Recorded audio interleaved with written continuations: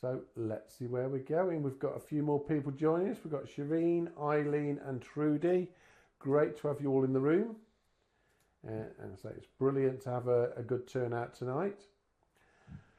We're just looking at the choices. So what best describes you? You can look at the polls yourself. So what do you need to get at tonight? Expectations from level 3. Definitely deal with those with you.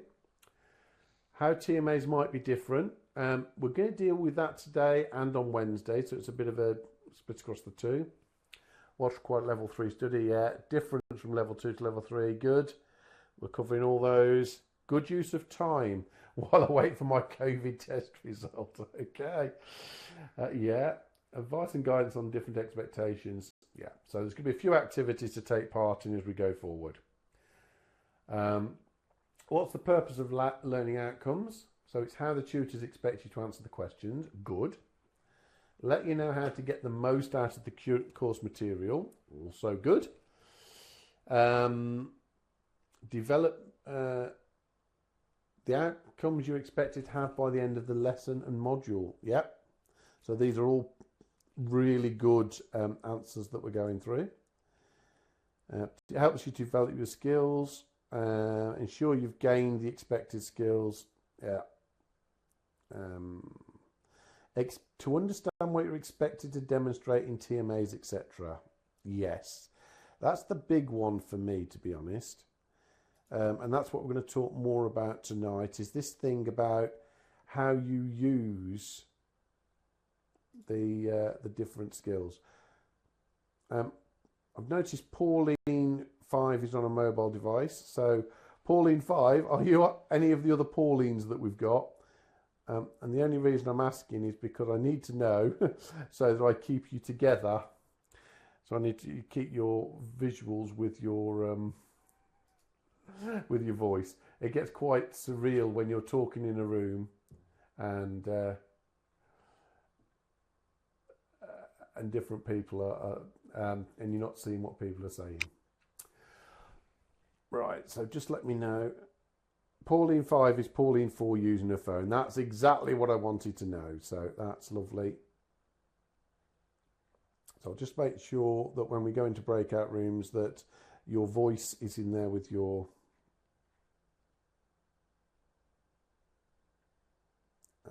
screen. So so there's Pauline 5, Pauline 4. So I just need to move you back into room 1. Okay. So we're going to move on to the next part of the session. So all of those things on learning outcomes are not too far off. Learning outcomes are, as you've put, the things that we expect you to know or gain from a specific period of study. They are the things that your tutor will be using to assess you on. Okay, so they are the basic building blocks for the assessment criteria. They are a really good tool to help you judge what is required and for you to be able to pre-mark your own work. Okay. Before we go on to the next bit, I'm very guilty because I haven't allowed Leanne to introduce herself. So Leanne, would you like to take a couple of seconds to say hi before we move on into the next page? Yeah, that's fine. Hi, I'm Leanne. I'm supporting Rob here. So if you've got anything, I'm going to keep an eye on the chat in case we get...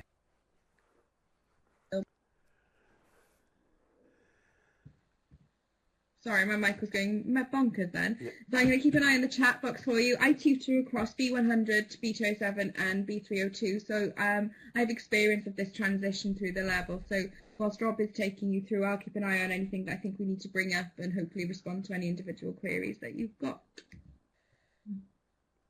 Absolutely. So as we go through, a couple of rules on how to interact. If you've got a question, you can either pop your hand up and ask your question using the microphone, or you can type your question in the chat box. Both are equally helpful. Right, let's go and find out about learning outcomes. So we'll start off. Give me a tick or a cross if you've heard the term Bloom's taxonomy before? Give me a tick if you've heard of it. Give me a cross if you haven't. There's not many reasons why you should have done, so don't panic if it is brand new to you. But it's just useful to know. So most of you haven't heard of Bloom's taxonomy. So a taxonomy is just a posh word for a classification or different levels. Okay, so that's all you really need to know. So this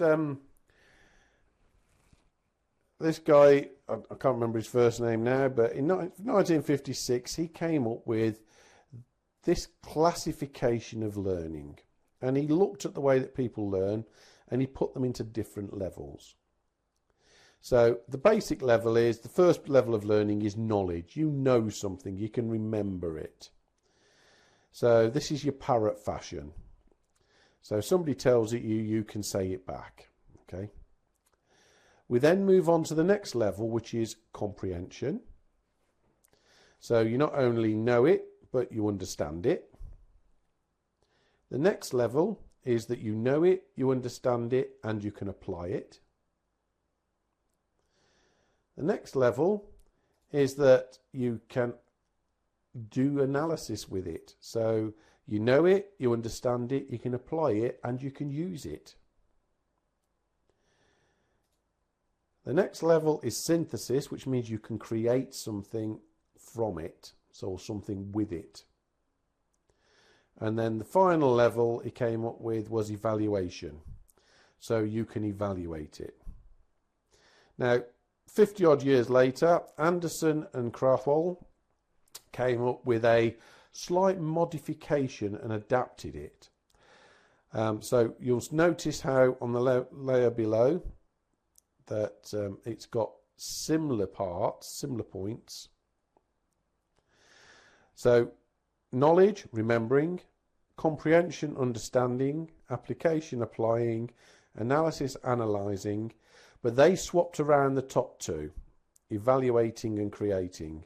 So they said you evaluate it and then you have the ability to create something new from it. Okay, so all good, all useful stuff there that they've introduced in terms of Bloom's taxonomy. So why is that useful? Why have I bothered to have a couple of slides looking at this? Well, basically, this is how our learning outcomes more or less evolve. So if we take the bottom one, because I quite like the approach of this as verbs. So level 1 is very much focused on these first bottom two, remembering and understanding. So when you read the learning outcomes, it's all about us telling you some things which we expect you to remember and understand, and then a lot of the assignments are about your demonstration of that learning and understanding. Okay, so that tends to be the level 1. Okay, level 2, we move on a little bit, and this is what you were doing last year. You'll notice that actually we were less worried about whether you could remember it.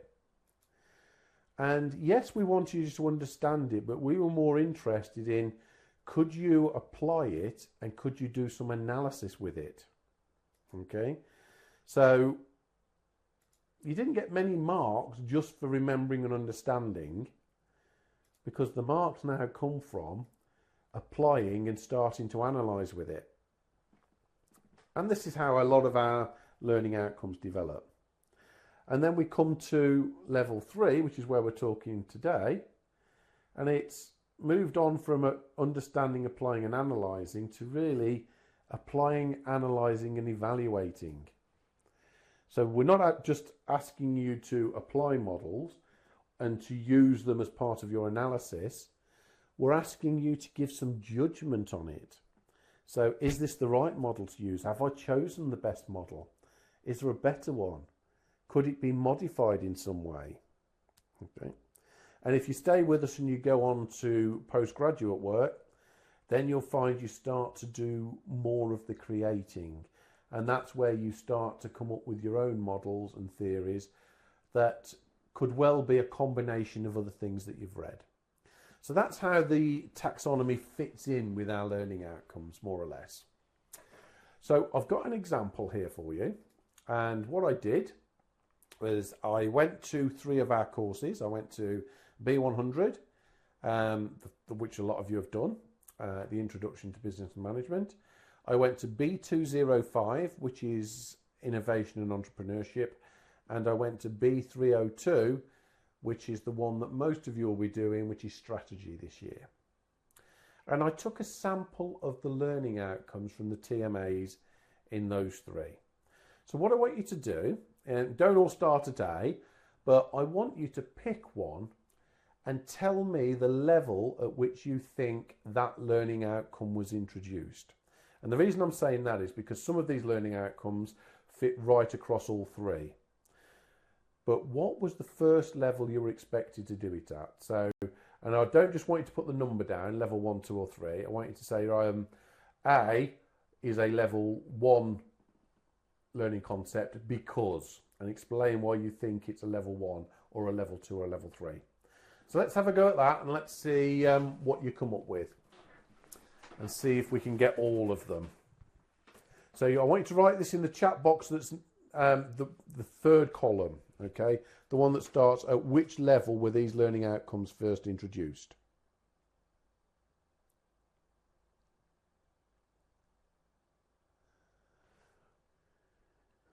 Okay.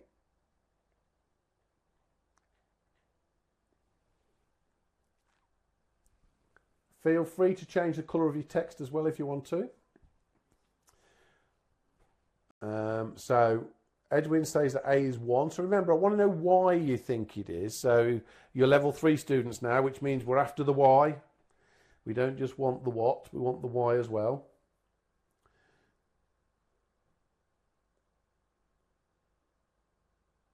Okay, so Laura, that's the sort of thing I want you to write, absolutely. G is level 2 because we start to analyse the materials instead of just memorising it. Yeah.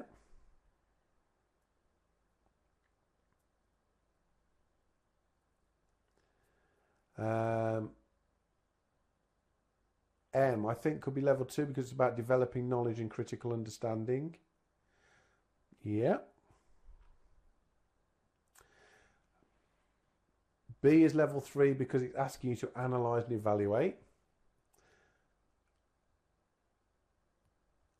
And to argue coherently is the other one. We're going to talk about arguing later. J is level 2, more detail in what you're learning. Discuss issues related. Yeah. So you're able to discuss them, not just regurgitate.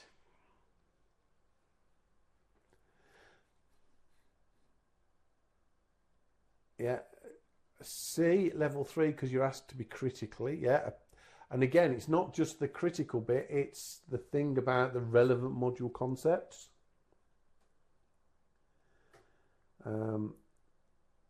I is level 1, as this is important.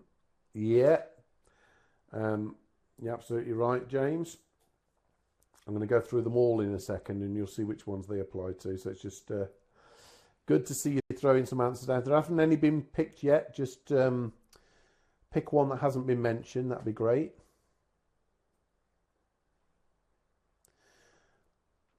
And like I say, this is across the 3 levels. So it's useful to see the differences. And hopefully you can almost match them onto the 2 diagrams on the left.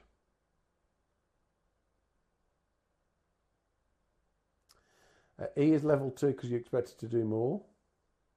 Or do it more. Okay, Maureen. Not quite right, but we will come on to it.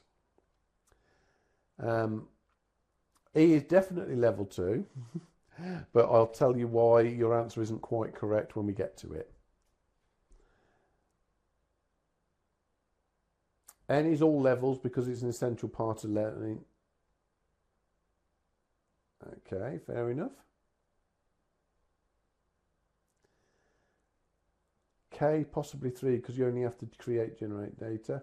Hannah, you got your hand up. Feel free to ask a question out loud.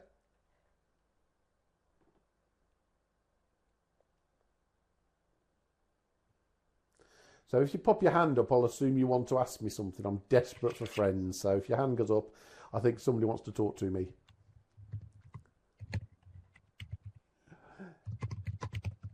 So Hannah's put a mic on now typing because I can hear you typing. Your lizard. Oh, is that a real lizard that trod on the keyboard? If it is, oh, I'd love to put the camera on, but we can't.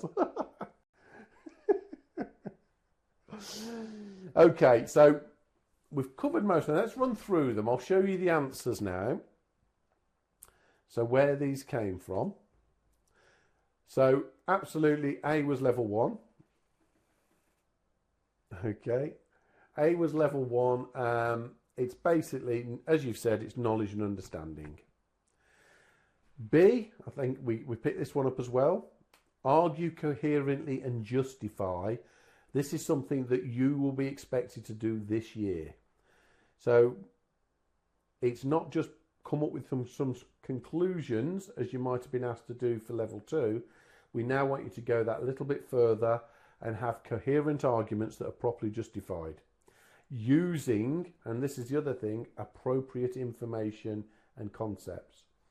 That is a massive learning outcome. It's asking you to do a whole range of things. Argue coherently, justify a point of view, choose appropriate information, and choose appropriate concepts. So that is a big learning outcome, that one. C, apply relevant module concepts when reflecting critically. Okay, so again, we're asking you to select the concepts. At level 1, we very much gave you the concepts or really pointed you very clearly to them. At level 2, we want you to start choosing them. Then we've got D, ability to select information from a case study. Yeah, we definitely do that all the way through. So the whole of your business degree is built on case studies, and you need to be able to select appropriate information properly. And this, Maureen, was the one I was on about with E. Good academic practice is a learning outcome all the way through. The big difference between the levels is not the learning outcome, because we expect you to be learning and developing this all the way through. It's really the implications if you don't get it right. At level 1, you get lots of feedback on referencing, and we encourage you and we make nice noises if you have a really good stab at it. At level 2, we start to, but we don't take any marks off at level 1 unless you don't have an attempt at all. Level 2, we start expecting you to get it in the correct format, and we expect all relevant things to have some sort of referencing. And you might start to find there's some penalties if your referencing is not quite up to scratch. Level 3, we expect it to be right, and you could find that your mark is capped if your referencing is poor.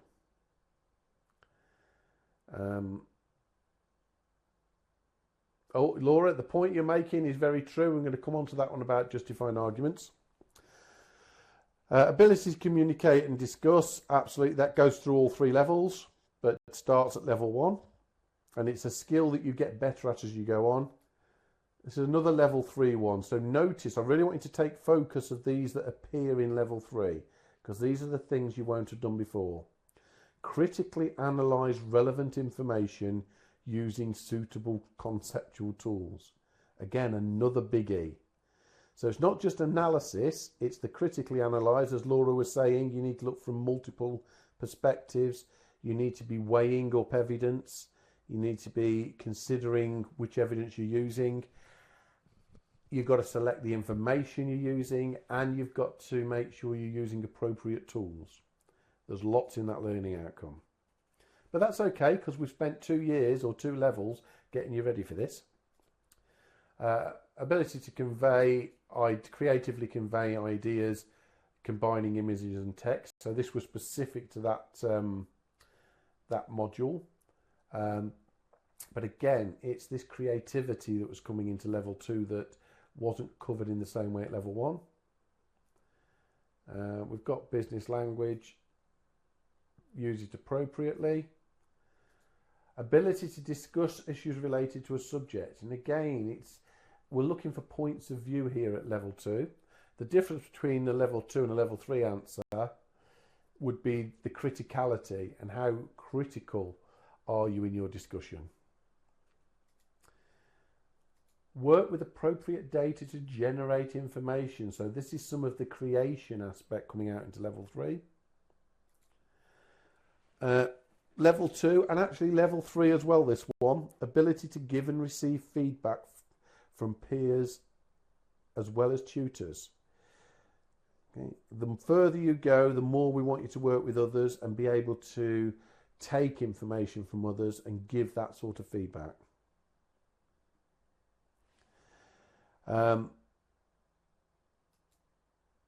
Develop knowledge and critical understanding of the theories and frameworks. So notice the difference between A and M. A is know and understand key concepts and theories. So this is Bloom's taxonomy. This is what it tells you. Okay, that's a level 1 approach. Level 3, critical understanding, would be, this is Bloom's taxonomy. When was it written? In what circumstances was it written? Is it still relevant today? Are there other theories? Are there any other adaptations that might be more useful? Could I use this in my day-to-day life? Actually, do all of those levels still apply? Could I use this model without using all of the levels? Could I move the levels around? That's the sort of thinking we're expecting at level 3, whereas level 1, if you remember it was Bloom, these are the 3 levels and this is what it means, we're quite happy. So there's quite a big step up from level 1 to level 3. And as somebody said, the last one, N, it applies to all of the levels. At the OU, it does to a certain degree, and we love to see it at level 1, but in terms of a stated outcome, we tend to reserve your personal experience and application more for levels 2 and level 3. So hope you found that short part useful. So that's just looking at the learning outcomes. If you're happy with that, give me a green tick. If you've got a question on that part so far, give me a red cross and ask the question. When it comes to critical evaluation, we're going to touch that in the next one, and even more when we come back on Wednesday. So, but feel free to ask a question and I'll tell you if we're going to do it today, and answer it if I can. So Chris, is that a question you've got? We get a lot of missed ticks, so don't worry. That's absolutely fine. So I've got no questions at the moment, which is, I think it's good. Now we're going to come on to my favourite presentation. I like this presentation. Developing a critical argument. So I'm hoping this is going to answer some of those questions about putting forward a critical view. So are you a lawyer or a delivery boy? Okay, now I'm not going to ask you to answer that question in the chat box, but just think about it for a second. Are you a lawyer or a delivery boy? I developed this this example working with my prison students, which is really interesting. We're looking for strong arguments at level 3. Strong critical arguments are going to get you some good marks. So what I want you to imagine is you're in court, you've been accused of a crime, and you've got a lawyer defending you. So the lawyer will stand up and he'll introduce the argument and he'll say, and I'm going to pick on Leanne, my support tutor. So Leanne's been accused of a crime. He stands up and says, right, ladies and gentlemen of the jury, I'm going to demonstrate to you that Leanne is innocent. Okay. Leanne did not have the opportunity and she did not have the means to commit the crime, though I will admit she did have the motive. So this is the evidence that I've got. So it shows how the evidence supports the argument, and he'll stand up and say yes, and the prosecution will show that this is why Leanne's got the motivation. This is why you might think she would commit the crime. However, I can show there's a picture of her sat here in a restaurant with her friends at the time the crime was committed, so she didn't have the opportunity. And actually, the crime took place on the 15th floor of a building, and Leanne is scared of heights, so she wouldn't have climbed up the outside of the building, so she didn't have the means. And then, after presenting the evidence, both the for and against, it concludes and says, well, yeah, we've looked at the evidence, and you can see from the evidence that even though there might be a motive there, it clearly shows that Leanne didn't have the opportunity or the means in which to commit this crime. So, ladies and gentlemen of the jury, I suggest you find her innocent. Okay, so that's my version of this, putting forward a strong argument. This was added by Andrew Markfield, who's actually one of the law tutors, so I'm really grateful for this. Andrew then talks about the role of the judge, and the judge will come forward and say he will consider what the lawyer said, and he will make sure that the case law is accurate and that it fits with the acts and the regulations, and that the lawyer isn't actually misleading the jury. And this is the way that you might use references to support points that you're making. So references aren't just there so that you don't get told off for plagiarism. References are there to support your argument and show that it's not just your opinion that you're putting forward. So that's the first view. Are you the lawyer that carefully presents an argument, that builds up the evidence and looks at both sides of the case, looks at the evidence for and the evidence against, is then able to bring that all together in a coherent way to give a solid conclusion? Or,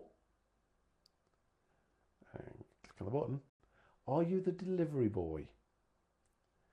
The delivery boy has got lots and lots of evidence. So there's no lawyer. The lawyer has phoned up, sent all the evidence through the post, and the delivery boy brings case after case of evidence, dumps it in front of the jury and says, there you go, make your mind up. All the evidence you need is there. The chances of getting a not guilty verdict from the jury is almost impossible. Now, again, I don't want you to put your hands up, but how many of you are guilty of just putting together loads and loads of evidence, dumping it in front of your tutor and say, there you are, I've proved my point. But at no time have you tried to make a point, made an argument, or explained how the evidence works together to support that argument, or drawn a conclusion at the end that shows how it all fits together. So that's the question that sits with us. Back to the start. So when it comes to putting your TMAs together, are you a delivery boy or are you a lawyer? Okay, so think about that for a couple of minutes. Well, sorry, a few seconds. Are you a delivery boy or are you a lawyer? We're going to move on to the next activity. But before we do, does that ring any bells? A delivery boy that wants to be a lawyer. Yeah, okay. Laura, keeping it succinct in the word count, we're definitely going to touch that on Wednesday. So make sure if you don't join Wednesday, you watch the recording, because the putting assignments together is definitely covered on Wednesday. So we've got a short activity that we want you to do. And I've allocated you all to breakout rooms, and I'm going to pop you in a minute. And we're just going to do this activity just for 15 minutes. And I've got two statements, two example statements. So imagine this was evidence that you've put forward, or a bit of reflection you've put forward as part of an assignment. So first one, our meetings don't go well. Everyone argues all the time. We never seem to get anything done. Tom never says anything. He just sits there. JJ said last week that she couldn't see why we were there, and Joe agreed with her. There's lots of conflict. So this is talking about people reflecting on meetings they attend. So that's the first one. This one, at the meetings, there's always a great deal of evidence of self-orientated behaviours. X and Y would spend a great deal of time attacking the views of W and Z. All four engaged in point scoring. T would sit all meeting without saying anything. An example of withdrawing. Using Tuckman and Jensen's model, I think we were stuck in storming. There's a lot of arguing, defensiveness and tension.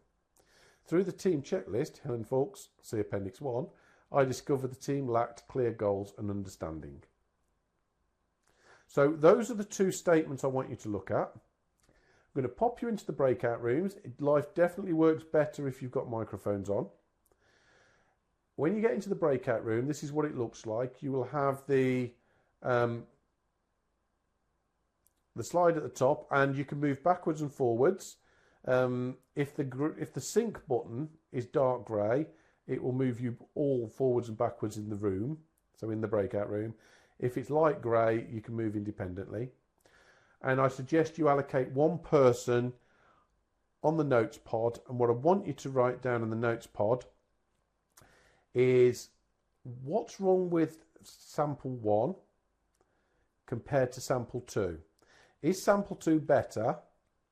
And what would you have to do to sample 1 to improve it? So I just want that comparison of sample 1, example 1 and example 2.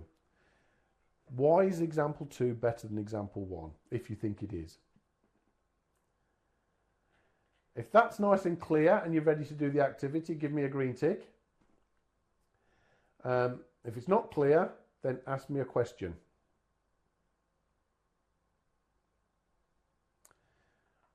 Okay. Now, when you're in the breakout room, if you have any problems at all, what I want you to do is I just simply want you to raise your hand, and either Leanne or myself will come in and we will let you know when it's nearly time to come back. Okay, so watch out for the messages. Use the chat pod at the bottom of the screen, because the one at the top only talks to me and Leanne. So I make it 7:38. I'm going to bring you all back at 7:55.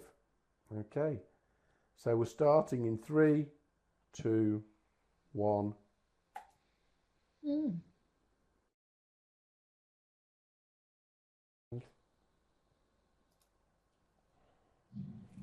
If you're watching the recording, now's a good time to pause the video and have a good look through before everybody comes back to discuss them. And the breakouts are coming back in 3, 2, 1. Okay, welcome back everyone. So hopefully you found that useful. Some really good stuff. We've been having a look at what you've been writing. So we're just going to have a quick look at some of the content and see what you came up with. So breakout 1. No sides of an argument in the first one. Yeah, it was just putting some viewpoints, some personal opinions. Example 2 doesn't really argue, just attempts to apply some theories. I like that. So let's just bring up part 2.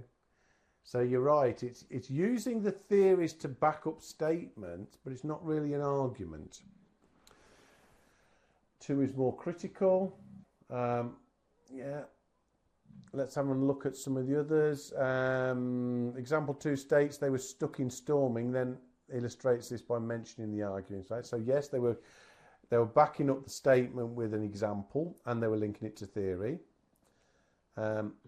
References theorists and theoretical. Yeah, so definitely trying to bring in the module concepts. Interesting to see the extent to which they were critical. Did anybody think they were particularly critical in part 2? I mean, I don't think we have to argue too much that part 1, example 1, was very much personal opinion, and it's the sort of thing that anybody would write. Then about you, Leanne, have you ever had to write on somebody's assignment that this is the sort of answer you could have given if you'd never heard of the Open University?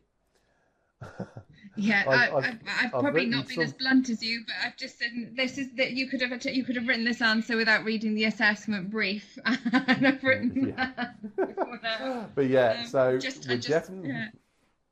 we're definitely looking at the concepts and models. So example 1 just fails on all sorts of levels. So example 2, As some of you've picked up, which is what I like, you didn't fall into my cunning trap, which was one's bad, two's good. No, one's awful, two is starting to get there. That's the way to look at this. So what else did you say? Example 2, more detailed, introduces theory, introduces a judgment. Yeah. Evaluates why the meeting didn't work. I deliberately put that thing in about the appendix. So did any of you pick up on that? Though through the team checklist, Hill and Farkas 2001, see Appendix 1, I discovered the team lacked clear goals and understanding.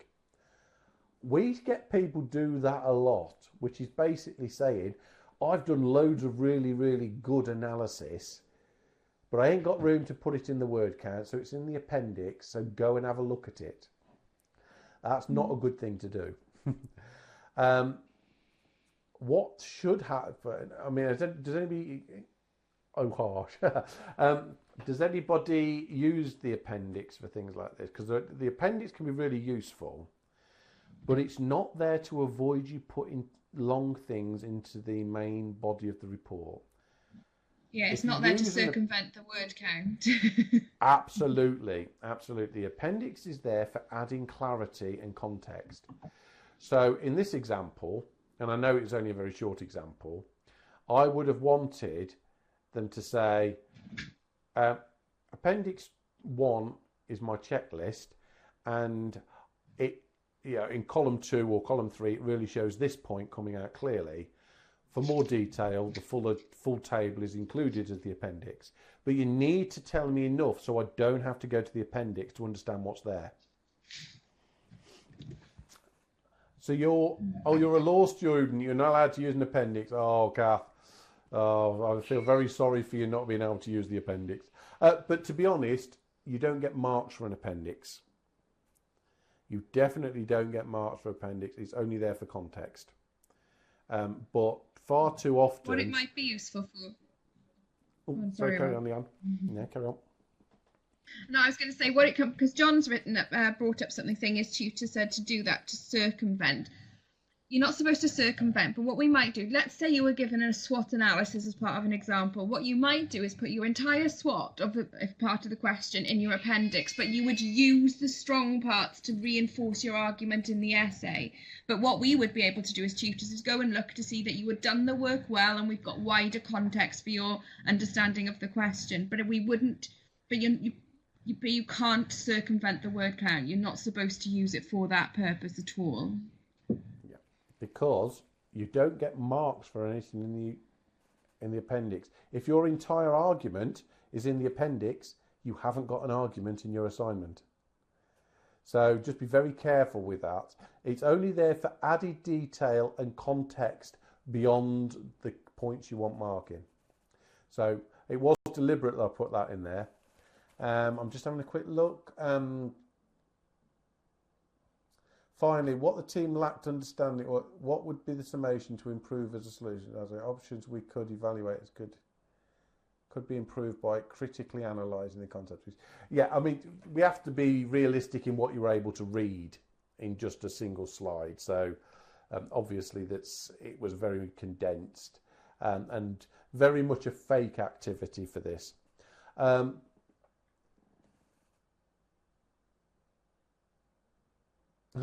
Bad advice you would give it. I don't think they necessarily meant it in the way that it came over. But I once got told off by my monitor because I told a student they ought to go to the AA, Appendix Anonymous, because they were putting too much in the appendix. We do only give you marks for what's in the main body.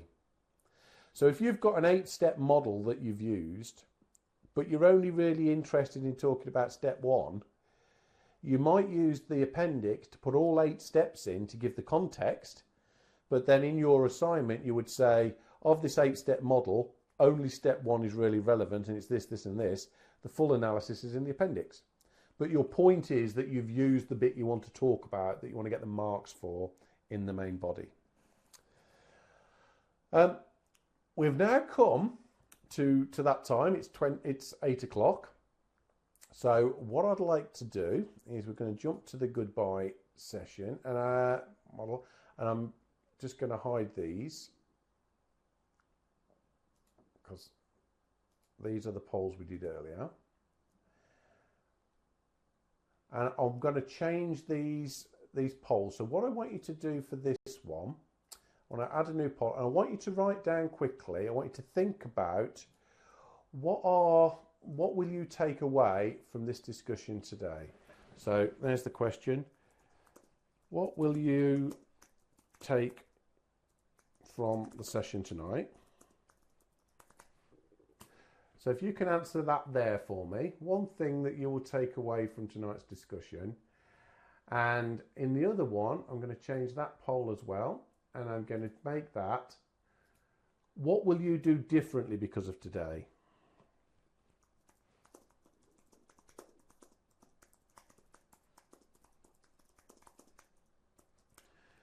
I know what I'll do differently. I'll make sure I set my polls in sooner.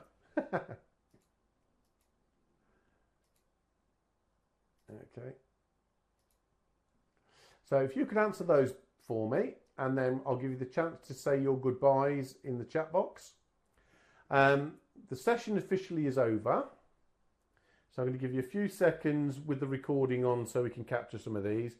But then I'm going to give you a chance to have some off-the-record discussions, just in case there are things that you want to ask that aren't quite directly related to the discussion tonight. When we come on Wednesday, so if you're able to come on Wednesday, I've had some fantastic students in the past, and 4 of my level 3 students were extremely brave, and they gave me written permission to use extracts of their assignments. What we're going to be doing on Wednesday is we're going to be looking at how to put a good assignment together, and then I'm going to get you to mark and give some feedback on 4 real extracts of assignments. Again, it won't be full assignments, but you're going to look at 4 real assignments, and you're going to give some feedback on them, and we'll discuss what makes them good, bad, or indifferent. So if you can make it, I'm going to broadcast that one so you can see people are typing it. So just giving you a heads up, that's what's going to happen. You will be able to watch the recording, but obviously it's never as good as being stuck into the breakout rooms, having that bit of a chat. And if you can have your microphones on, that's even better. So I'm going to pause the stop the recording there for those watching it.